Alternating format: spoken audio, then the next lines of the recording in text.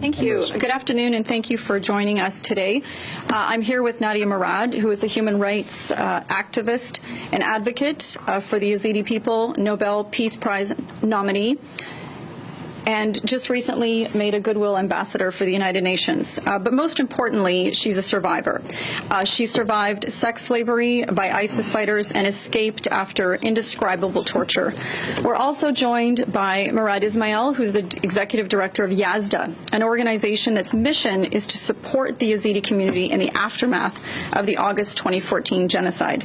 And of course, my colleague, immigration critic Michelle Rempel, who has been working very hard on this issue. About 7 months ago, on International Women's Day, I asked Prime Minister Trudeau a clear question. Would Canada provide asylum to the most vulnerable of the refugee crisis in Iraq, the women and girls who have been sold and captured into sexual slavery by ISIS and have managed to escape? At the time, I pointed out that Germany had already done this and Canada needed to follow. If not Canada, then who? Of course, we made the point that Canada has always been a protector of the most vulnerable and a leader in human rights around the world. Since then, the Conservative opposition has raised the pressure with a motion in the House of Commons, our first motion, which the Liberals voted against in recognizing the genocide against Yazidis. We then followed up with a study on this issue at Immigration Committee that was led by Ms. Rempel. The Liberals at that time agreed to take some action, but did nothing. And now before the House of Commons again is a new motion, which we will vote on later today.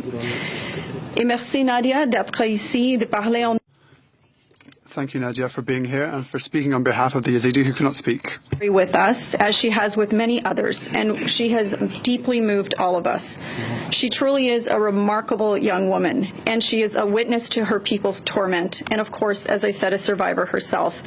We do have a duty to hear her message and to act before it is too late. This afternoon, parliamentarians will be voting on the Conservative opposition motion to recognize the genocide ISIS is carrying out against the Yazidis and to expedite our country's efforts to give asylum to Yazidi women and girls. Les conservateurs ont toujours protégé. The Conservatives have always protected the most vulnerable and persecuted peoples. Always stood up for protecting the most vulnerable and the persecuted. That's why in the past year we've repeatedly spoken up on behalf of the Yazidis. We've called on the government to recognize the genocide. Nous pressons le ministre des Migrations. We urge the Minister for Immigration to use his powers to accelerate the processing of Yazidi asylums. Of Immigration to use his powers to accelerate Yazidi asylum claims. And we've pushed the government to explain its decision to withdraw our CF-18s from the fight against ISIS. So far, the government has failed to answer our questions or to act. C'est pourquoi nous sommes ici une fois de plus. And that is why we're here once again demanding that the government act in order to save the Yazidi. Once again, to demand the government of Canada do something to save the Yazidi. The genocide continues unabated. Thousands of Yazidi women and girls are held as slaves by ISIS. They are raped, mutilated, and sold on open slave markets. Thousands of Yazidis live in destitute camps with no prospect of returning home and a United Nations bureaucracy that is not responsive to the very real and specific threats Yazidi refugees face, even in UN refugee camps. Canada can do something about this. We've already seen other countries, so far Germany and Australia, expedite Yazidi asylum claims. The Minister of Immigration has the power to do this. The Ministry of Immigration has the resources to make this happen. Après tout, le Canada... After all, Canada can accept 30,000 Syrian refugees over the space of a few months. Except 30,000 Syrian refugees in a matter of months. We can certainly find the political will to give shelter to these defenseless women and girls. We've said repeatedly this isn't partisan. This shouldn't be a Conservative versus Liberal floor fight. We would like Canada to help the Yazidis, and that's our bottom line. We've even amended our motion last week to try to encourage the government to support it. Our positioning is clear. I'm encouraged that the government has said they will support the motion, but it is their actions that they will be judged by. And we have a few demands of the government. Not only do we want to see them provide asylum to women and girls that have been sex slaves, we want to ensure that when they do arrive, they receive the needed counseling and support programs so they can start a new life. Canada should also write a letter to the International Criminal Court in support of the case being brought by Nadia Murad and her lawyer to prosecute ISIS fighters. Canada should also support all efforts to investigate and prosecute those fighters. Further to our Conservative government's $5 million investment in Iraq to fight sexual violence, Canada should invest in more humanitarian efforts to combat sexual violence in the region and in refugee camps. And Canada should support the creation of a safe zone for Yazidis. Thank you. That'll end my comments, and I'll turn it over to Nadia.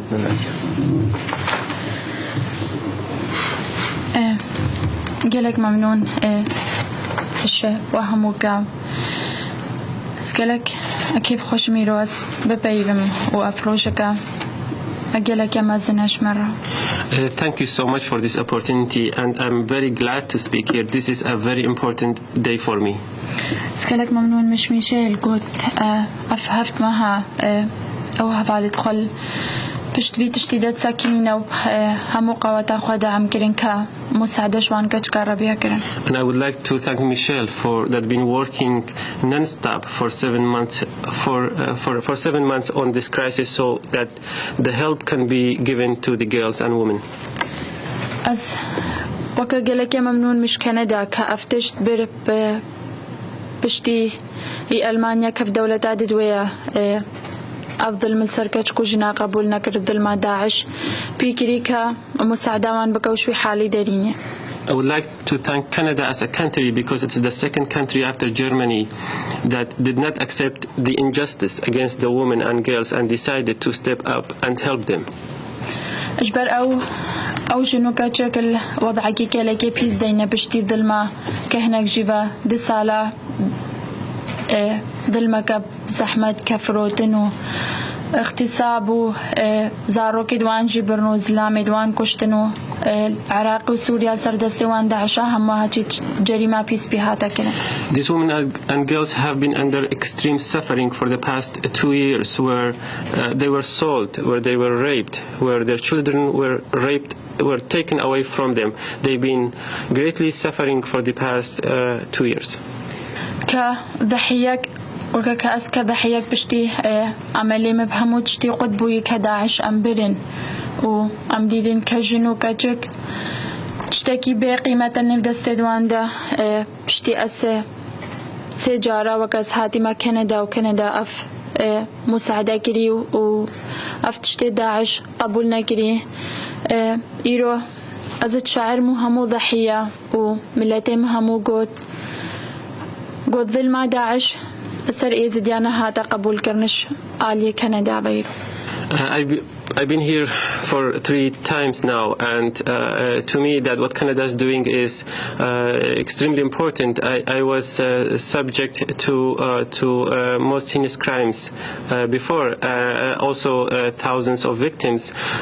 For us to see Canada not accepting the injustice that was committed by ISIS is something very important.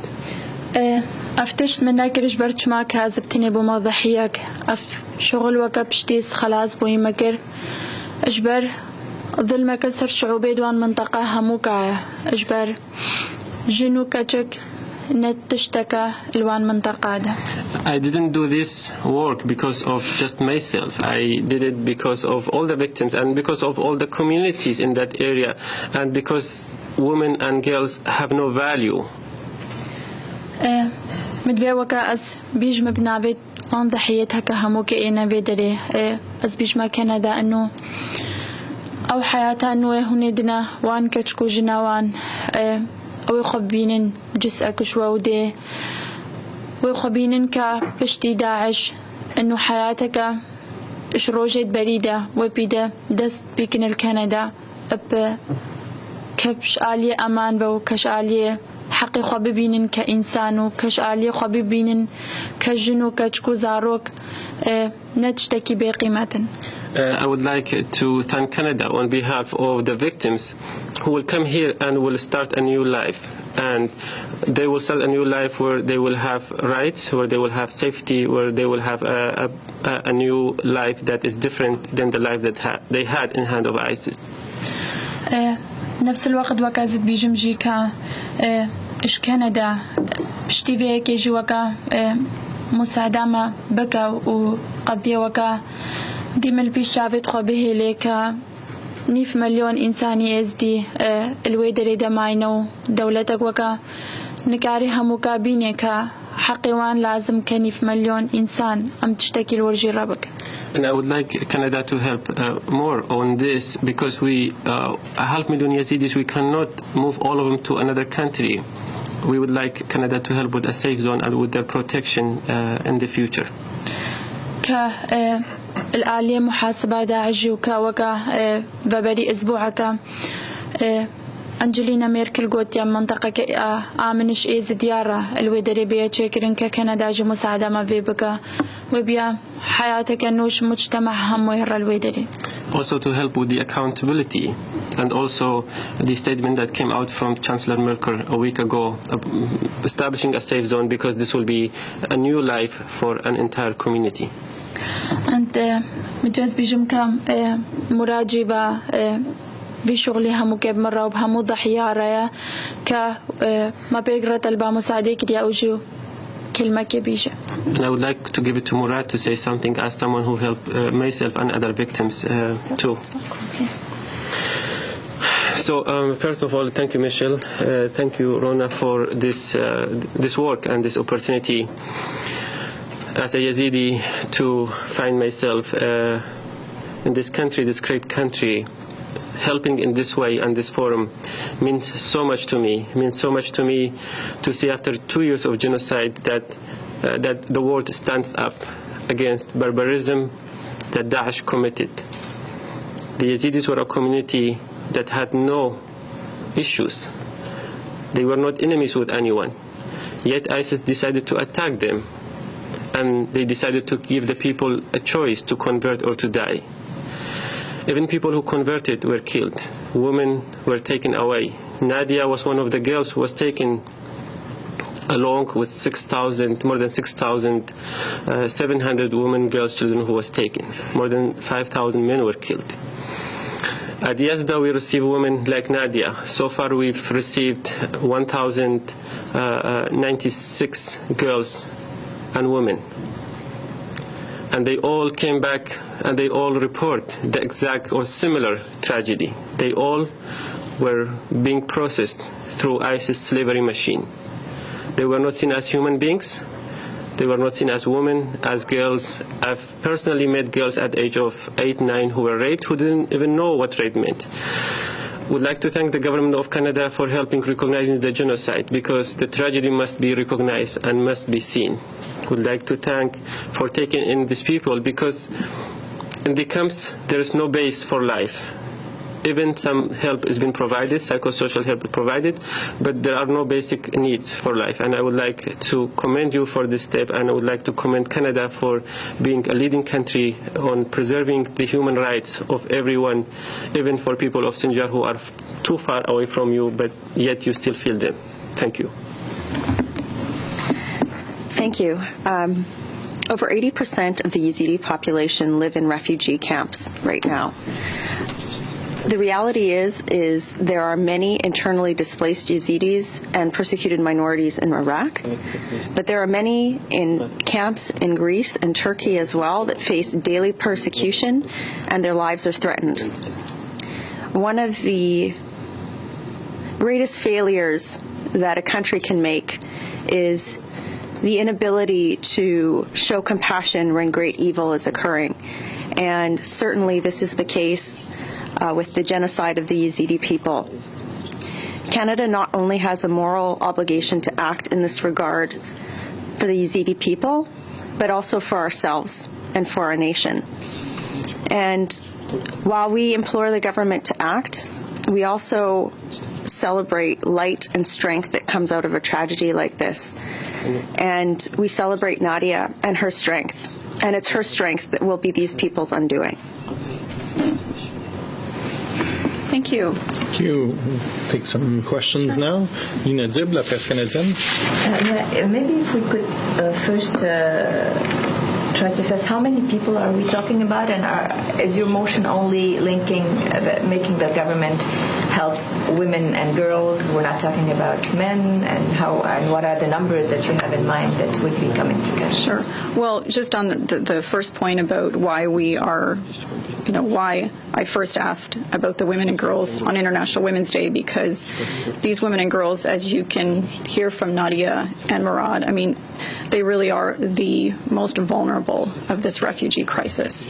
Not only are they the most vulnerable within the Yazidi population, but the Yazidis themselves are extremely vulnerable even in refugee camps. So yes, we have targeted specifically bringing women and girls of the Yazidi population who have been rescued or been able to escape from these sex camps and sex slavery.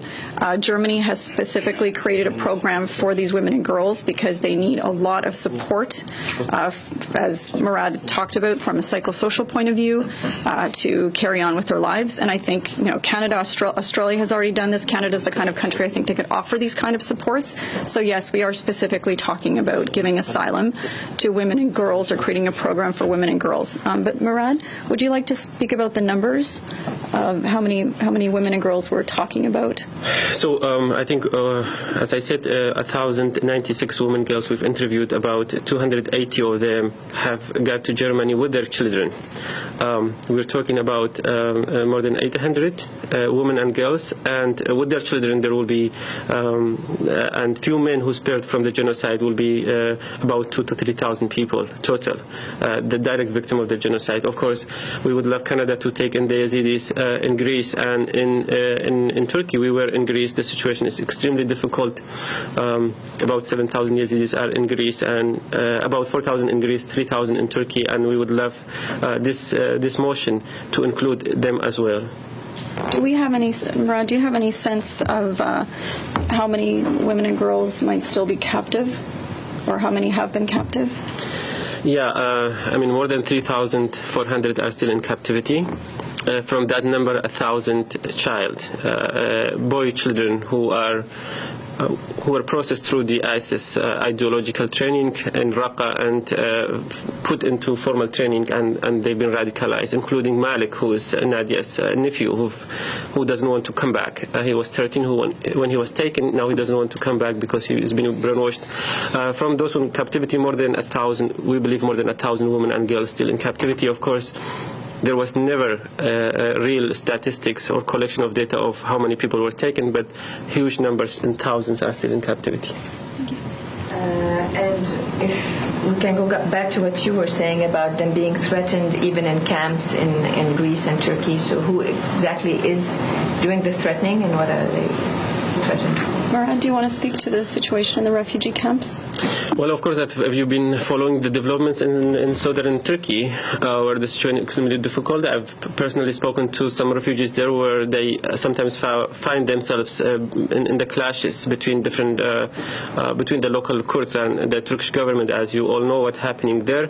The situation in Greece is not security situation, but one of the camps that we've been to, Petra camp, that has 1,300 people there, and the quality of shelters, I don't think it can maintain the cold weather in Greece. So the threat in Greece, although there are some sensitivities between the Yazidis and some of the refugees who come from other areas, but mostly the humanitarian situation in Greece is very difficult, and I think also the shelter is not appropriate for the winter coming. But are they being treated in a different way than other refugees in the camps? Because what I was understanding from what Madame Rempel was saying is that they are specifically targeted even outside of ISIS-controlled territory. So how is that? Well, I mean, if you think into the response of the international community of how many Yazidis have been able to relocate through the program, you would see numbers that you can count on your two hands. And I think that should explain in a way why these are not being brought into the process of immigration. I don't know exactly what's happening, but what I can tell you is that the Yazidis have not been benefiting from the immigration programs. There are two issues here. The first is the persecution of Yazidi people in camps. During the parliamentary committee study, which we had this summer, we saw very graphic evidence of Yazidis being beaten and tortured in refugee camps. And the reality is that they are experiencing discrimination in these camps as well, not just on their day-to-day life, but we had non-governmental organizations as well as Yazidi representatives themselves testify in front of committee and say that they believe that they are not being placed on or prioritized in any way on UN refugee lists to come as candidates for resettlement in countries like Canada. And the evidence speaks for itself. This is what Marad, this is the second component. This is what is being alluded to here. The reality is that Canada is not getting names from the UN for Yazidi genocide victims. A department official told our parliamentary committee earlier this year that only 9 Yazidi refugee cases have been prioritized. So certainly there's an issue there. If Canada is going to rely on the United Nations to bring refugees or to nominate candidates to come to Canada as refugees, they have to provide Yazidi genocide victims' names. And if they won't, we need to do something else because it's not working. Rabson, Winnipeg Free Press. So the 2,000 to 3,000 that you talked about that aren't in the Greece or Turkish camps, where are they right now? In Kurdistan region of Iraq. In Kurdistan region of Iraq. So they're still in Iraq. Are they in a situation where they could come to Canada? Of course, Kurdistan region is safe, and that's where the German government implemented their program for over 10 months, where they had more than 14 visits. And they stay there, so it's safe, we think, and there is international organizations operating in Kurdistan. Rona, how do you think the government should sort of organize this? What priorities do you think they should place? Well, I think that first of all, they do have the authority under the Immigration Act to do this. So, that's clear. We know that there's the authority and the power to do this. I also know that we have the resources to do it. We're talking 1,000 people, maybe more, but if you compare it to the 30,000 refugees we brought in, we have the capacity to do this. And I think hopefully after tonight's vote, we have the will to do it by the government as well. But we're going to continue to hold them to account. We will follow up, making sure there's a plan in place. And also, I think Canada, in particular, like Australia and Germany, has the capacity to help the women that have gone through this. We have very good resources in Canada to deal with issues around sexual violence and sexual assault. So I think the other part of this is these are very unique needs, and so we need to make sure that we create a program. So, Nadia has talked about the city in Germany that she lives in that accepted a number of women and girls like Nadia, and they have very good programs in place to help them with whether it's counseling and other issues, but to also integrate and get the medical help that they need as well. So I think that's really important. That's on the need side, and then beyond that, I think Nadia is working very hard, and I'm going to ask her to speak about it on the case that she is involved in to the International Criminal Court. Canada can write a letter in support of that case. Canada can also support investigation for the prosecution of these ISIS fighters for the crimes that they have committed. Let's never forget that it's very easy for people to dismiss sexual violence in war, but sexual violence is a tool of war, and raising this kind of a case to the International Criminal Court is incredibly important to set a precedent and to make sure that these crimes are taken as seriously as they should be, whether they're committed in war or not. It's wrong. So that's another way we can support Nadia and the work that she's doing. Nadia, do you want to speak about the case that you're involved in that's going to forward? إشعالية قانوني بوقع تشتكي إجالك مهمة ومطلب ما يهري بريا كمحاسبة داعش بياكرن أو تشتكرين أو جريمة كرين فد صالة نبس بخلاص كرنا داعش بن كداعش بخلاص كرنوها. This is very important, a priority for us that legally that the crimes committed by ISIS for the past 2 years must be brought to justice for these crimes, and they must be held accountable. And this should not end by the end of ISIS. This should be a process that is continuous.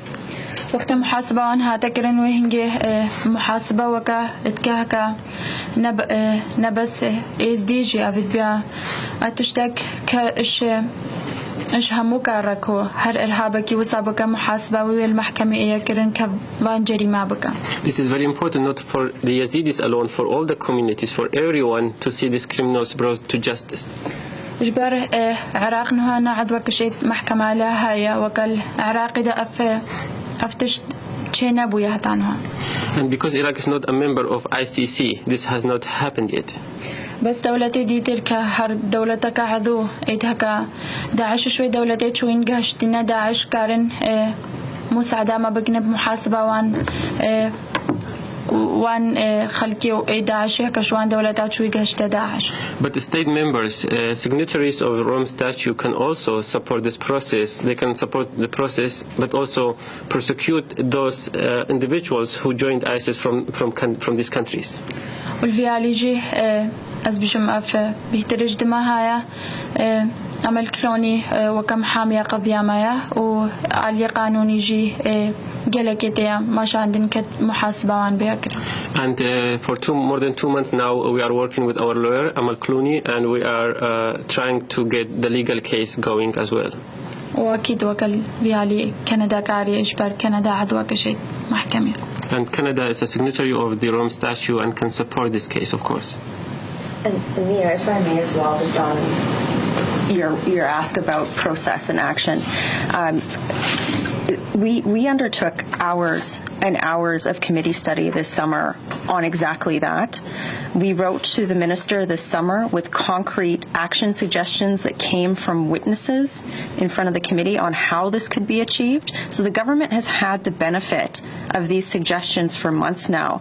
And it tabled a report that had no recommendations in it. I encourage you to look into that report because we did append several suggestions on how the government could act in terms of overcoming some of the inertia that the bureaucracy presents in terms of bringing these people to Canada. There's really no reason why this delay needs to be there. My understanding of Germany was that they were welcoming the women to the program counseling with a potential for permanent settlement there, but that wasn't 100% the goal. Is that what you expect for these women as well? No, I mean the goal is they brought them from that misery to have a new life, and they've given them 2 years of residency, and they have the choice to go back or to stay in Germany and have full resident status. It's a great program. Post for Canada though? I think we'd have to see with the governments. I don't know, what the government would come up with. I think what we'd like to at this point is to see an offer of asylum. So you have 4 months after the vote tonight to have 4 months. Well, it's been 8 months. Within 8 months already. Now another 4 months. Right. So if you could just go in a very practical terms, what do you want to see in those 120 days that you would, if you see it, that you say then, yes, the motion was respected, and if it's not there, then the government would have gone back on their vote. So what is it exactly in practical terms that you want to see? Well, I mean, at my level, I will expect to sit down with Mr. Trudeau or have communication with him directly about what his plan is. And Michelle, of course, will continue to work with Mr. McCallum. But I know that we will continue. We've said to Nadia, we will keep pushing this until we see a concrete plan. And so that's, we know how quickly they were able to move in the middle of an election, no less, or close to right after an election, to get this done. We know the resources are there. We know there's already been some behind-the-scenes work. So, yes, we do expect to see at least a plan fairly quickly. And that these people come to Canada. And that these people come to Canada immediately. I mean, 4 months is too long, frankly. This should have happened a long time ago.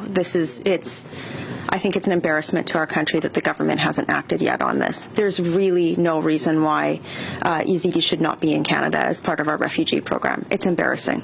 You just said that one of the problems is that refugees in the UN camps are not being are not being picked out of there. Yes. The Yazidis are not being shown to Canada out of refugees camps. So if Canada's immigration people are not getting those, what do you propose that they do? We cannot let bureaucracy and bureaucratic inertia be the reason that we can't help genocide victims, and that's really what it's been to date. This is the Prime Minister during the election said bringing refugees to Canada was only a matter of political will. It is only a matter of political will to make this happen. There are organizations on the ground that have been working very hard to identify these people, to bring them to safe spots. If the UN or our Canadian bureaucracy is unwilling to move quickly to do this, then we have to find another way, and that other way exists. Germany was able to do this. There is absolutely no reason why the government cannot work through groups like Yazda, other people on the ground that have identified these groups to bring them to Canada. It's as simple as that. Would you like the government to call on the UN to change its policy, though, to start prioritizing? Yes. Just recognize, though, because we had the same issue with the UN, recognizing even if the UN doesn't change its policy, the government is well within its right and authority to create this program and move forward, even if they're not UN recognized refugees. So there's nothing stopping this from happening. So that if there wasn't, so what then stopped your government when you were in power from doing it? Because I thought it was a problem identifying people by ethnic or religious identity. As you know, we were just in the beginning stages. Canada was, in fact, one of the first, if not the first, to actually say we would take Iraqi refugees. So we have a very good record on recognizing the crisis and starting to identify people. As you know, the first 10,000 refugees that actually arrived here, even under Senator Mr. Trudeau, were from our government's work. And we did begin to prioritize. We actually had prioritized the acceptance of persecuted minorities. And my understanding is for some reason this government decided that wasn't appropriate and canceled that, and now is focused only on the UN process. And what we're trying to point out to them, and we have, I think, successfully now, is that there's flaws in that process. And there are people slipping between the cracks. And there is a humanitarian crisis, and the most vulnerable of the refugees, which are the Yazidis and others, are not being prioritized. You say your government tried to prioritize ethnic and religious minorities. Persecuted populations. But actually, it was not able to bring them because they were not being identified, and you had to go through private sponsorships, right? Exactly. Yeah. So you actually were not able to do it. So why, if you were not able to do it, you think that this government should be able to do it? Because it's the same bureaucracy, the same UN rules that say that we will not be identifying people by their religion.